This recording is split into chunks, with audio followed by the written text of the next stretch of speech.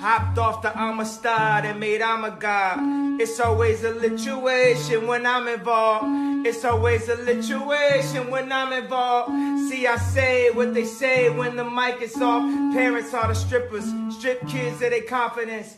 Teach white dominance, question your common sense. See, I've been washed in tradition and I'm a rinse. Hopped off the Amistad and made I'm a god. It's always a lituation when I'm involved. Now, also this week, Kanye West had a video that he released through TMZ where he was basically freestyling. One of the tabs on Kanye's computer had a video from a Harvard professor named Jordan Peterson. And he focuses a lot about archetypes and speaks on human behavior and how time repeats itself and people's personalities tend to create consistencies in how we interact with each other. Now, I want to show you a couple clips from Jordan Peterson so you understand kind of where he's at. It sounds a lot like where Kanye's at. I found this video that really struck a chord because it sounded like exactly what we're watching from Kanye West. Resentment can tell you you've got something to say. You bloody well better say it. You gotta free yourself from what's oppressing you. You have to stand up for that because otherwise you become oppressed, and then once you're oppressed, that's just not so good. And so, like in your marriage and your relationships, you got to tell people what you're thinking. You don't have to assume you're right. That's a whole different story because you're not, because you're, ignorant and you're biased and, so you're not right, but you can stumble towards the expression of yourself, and then you can listen to the other person and hope that they tell you some way that you're stupid that's useful so you can be a little less stupid in the future, because wouldn't that be good? Now, if that doesn't sound like Kanye, I don't know what does. Now, in this next clip, he actually brings up a dragon in a metaphorical archetype sense. And of course, that brings me back to the tweet about the dragon energy that Kanye mentioned, that him and Trump were similar and like because they both had dragon energy. Well, so you go after the dragon, and that's what this guy is doing. He's going after the dragon. It's threatening the society, because it always does.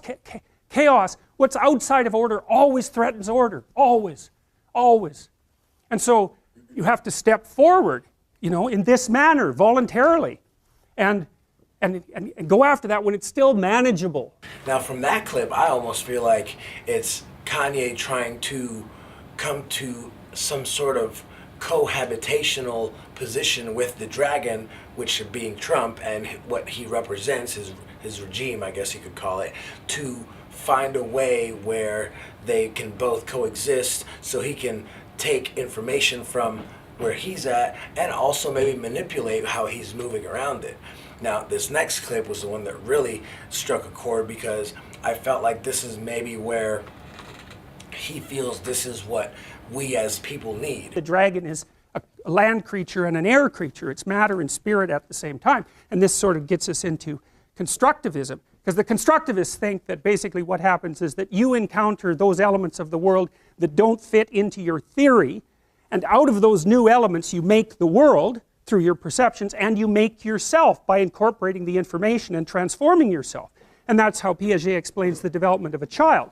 The child starts out with some reflexes, basic reflexes, and manifesting the reflexes produces results in the world, and then the child has to reorganize its perceptions to take into account the transformations, and so then it gets a little more sophisticated, and then it can do a few more things, and then it can manifest more changes in the world, and then it tracks them and modifies its perceptions and actions to account for them, and it just keeps doing that, and that's how the child boots itself up, like a computer does. Instead of saying, well, you guys have it good and you guys are, like have years and years and years of being prosperous and being, having everything that you possibly want, is there a way that we can, instead of saying, fuck everything that you guys believe and you stand for, is there a way that we can bring some of that knowledge to back here where we're at so we can elevate? And you see some reason in between this. I mean, surely, everything on the right can't be wrong, and surely everything on the left can't be wrong. So where does that leave you? Like he said, as a child learns new things and is presented with new things in his life, it has to readjust itself with, based on the things that he's learning, so it can then, take it to the next level and grow as a person. And that's what makes us us. A cave to where he's at now, where now we are watching his every single move. And our media outlets are covering everything he says and everything he does and everything he releases. He's always brought something to the table. He's always delivered great product. And, more or less, he's always been a person that we can count on to bring change when change is needed. As always, this is the Hip Hop Report. I'm Rambo Hustle. Make sure you follow us. You can check out that T.I. Kanye record on our Instagram page, and you can follow us at Our Hustle Radio or myself at Rambo Hustle. Peace, love, hip hop. My greatest pain in life is I will never be able to see me perform. I'm standing up and I'm telling you I am Warhol.